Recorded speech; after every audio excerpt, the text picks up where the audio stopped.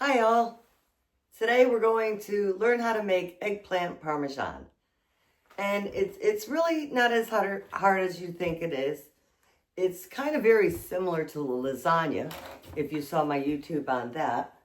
But the first thing you want to do is make your sauce.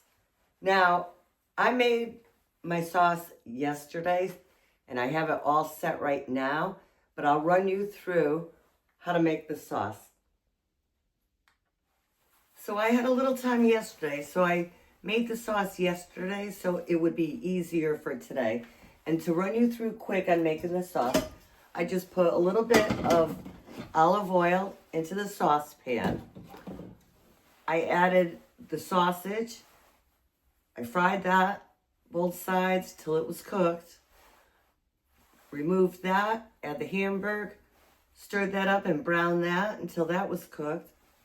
Removed that, add a little bit of chopped up onion, and sauteed that until it was translucent. Then I added my garlic, and probably about a tablespoon of garlic. Sauteed that for about a minute and a half. You don't want to burn the garlic. You just want to be able to smell the garlic. Like I said, you're doing layer upon layer upon layer to make it come out really good. After I did that, I added some red wine to the pan to deglaze the drippings from the sausage and the hamburger, and used my wooden scraper with the flat edge to get all those scrapings up. Once I did that, I added the 48-ounce can of crushed tomatoes into the saucepan, added the cooked sausage, and added the cooked hamburger.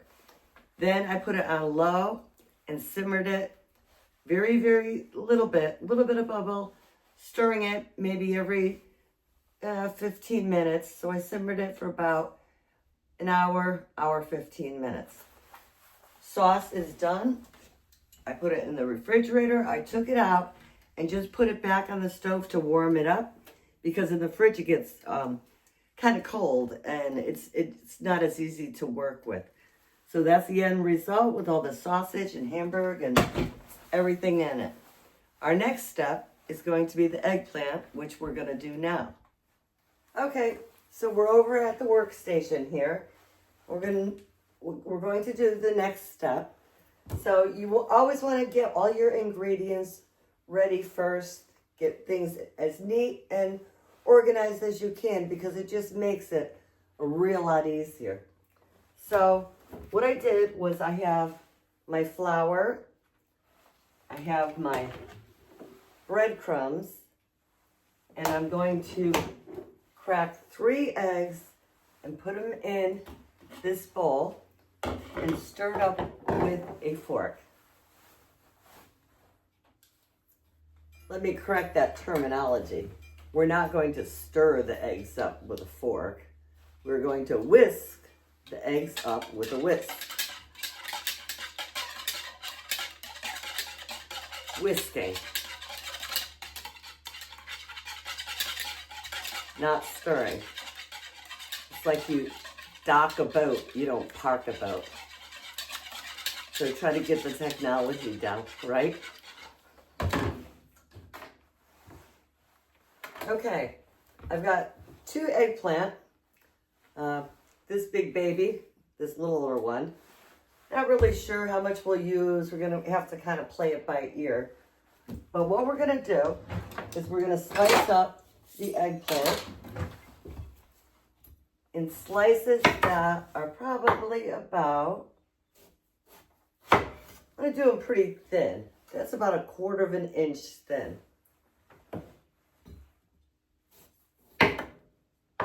So let me slice this up, and I'll come back when they're all sliced. One other thing I wanted to tell you, a lot of people soak their eggplant after they slice it in on a cookie sheet with some salt on top, because they say, you know, it tends to be a little bit bitter.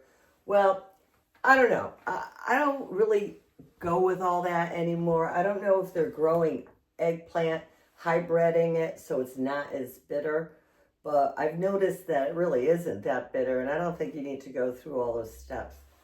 And one other thing, on that big eggplant, the slices were so big, so I'm going to do halves. Okay, I sliced up that big eggplant, and we have a lot of eggplant. So I'm going to save this little baby eggplant for another day.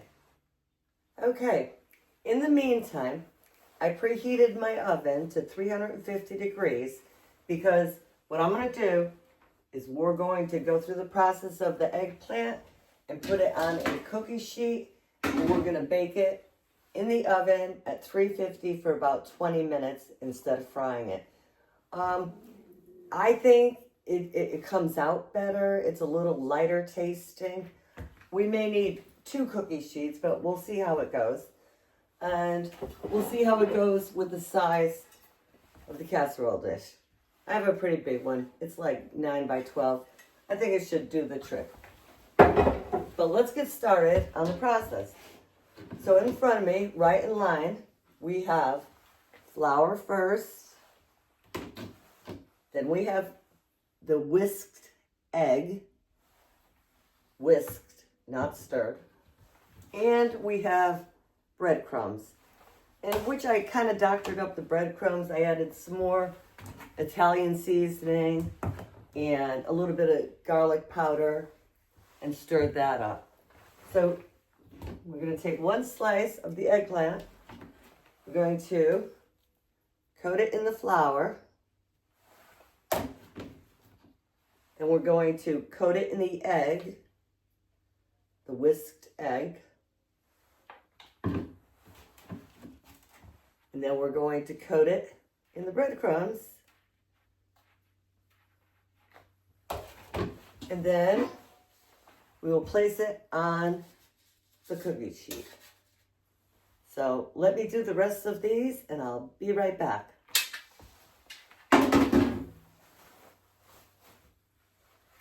Okay, so what we ended up with was 1 large tray and 1 smaller tray.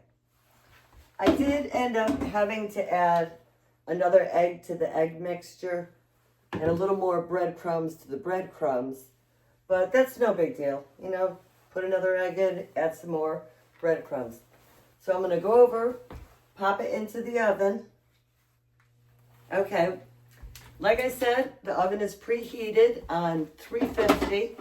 If you have convectional oven where it heats the whole inside at the same time, it's good for baking. For if you have 2 different level racks, like I have to put 1 on the bottom and I'm going to have to put 1 on the middle.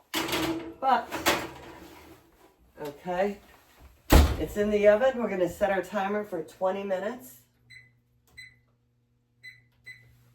And I'm going to clean up the rest of this mess and get on to the last step. So hang in there. Okay, time's up and they should be ready. I ended up cooking them for another 10 minutes. So that was a total of 350, but there was 2 trays for about 50 minutes. But they look good. They're golden brown. And what I'm going to do now, I got 2 trays. And I'm going to put them out on my back 3-season porch to cool a little bit before we start making the casserole Parmesan. Okay, the eggplant has cooled. I wanted it to cool a little bit so that when we put the sauce and then the mozzarella cheese on, it's not going to melt the cheese. So in the meantime, I cleaned up the whole kitchen. Clean as you go. Keep organized, keep focused, and you'll have a much better time and a happier time. So I bought an 8-ounce piece of mozzarella, and I shredded it up with my shredder. I used the large shred side. So that's all done. And if we have leftover mozzarella, I just put it in a bag and put it in the fridge and use it for something else. So, we're going to start to layer this. Going to layer the bottom with, oh, wait. We're going to put a little sauce on the bottom of the pan first, just so nothing sticks. So I'm going to use a ladle and just spread it around a little. We should have plenty of sauce. So that just kind of coats the bottom so it won't stick. I guess, you know, you could use olive oil too, but I like that little sauce layer on the bottom. And remember, we have the sausage and the ground beef, you know, hamburger in the sauce as well. So we're going to layer the bottom of the pan with the eggplant. I'll just do one layer and then we'll take a little break.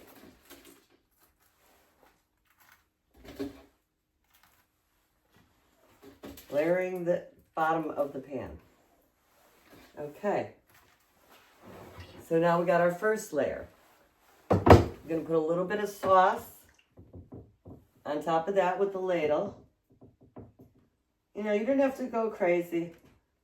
A little bit here, a little bit there. It's all going to blend together and cook in. So now we've got about that much sauce on top of the first layer. Then take some mozzarella. We're going to sprinkle it on top of the first layer.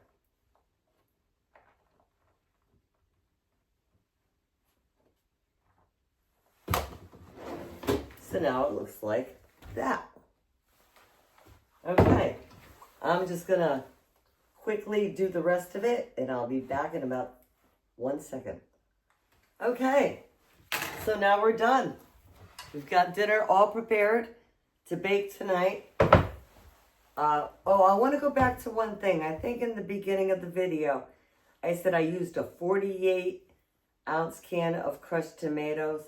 I meant to say a 28-ounce can. And that was perfect. I ended up with 3 layers of the eggplant. And the middle layer, I put more sauce than normal because I like a lot of sauce right in the middle. And the top, I pretty much loaded on the rest of the sauce because it turned out for the pan size that I used, which is, I believe it's a 2-quart. I don't know what it says here, but I think it's a 2-quart. It was the perfect amount of everything. And I'll try to go back and post in under the description of the video, all the ingredients that you need to make this. A couple people have asked why I don't show the end result, you know, like bake it now and then pull it out and then watch me eat it. Well, the reason I don't is because my guys, my household, they like everything fresh. They don't want to eat leftovers. And if I cook it now, to them, they consider that a leftover. They want it hot right out of the oven. And to be perfectly honest, after I go through all this, and I've cleaned up the kitchen as I went along, so that's not too bad. But I kind of call it a day for filming. So why don't we do this? If you can, and you're making this, leave a comment on my channel on how it came out or anything you think I should tweak. And I'll try to respond to all the comments. And if not, this way, you got your meal ready. Oh yeah, you know, 350 for about 45, 50 minutes. Take the foil off, another 5-6 minutes, and then let it rest for about 10 minutes. And I guess that will do it for today. Have a great day, everybody. And if you like the video, please give me a thumbs up and subscribe to my channel. Take care.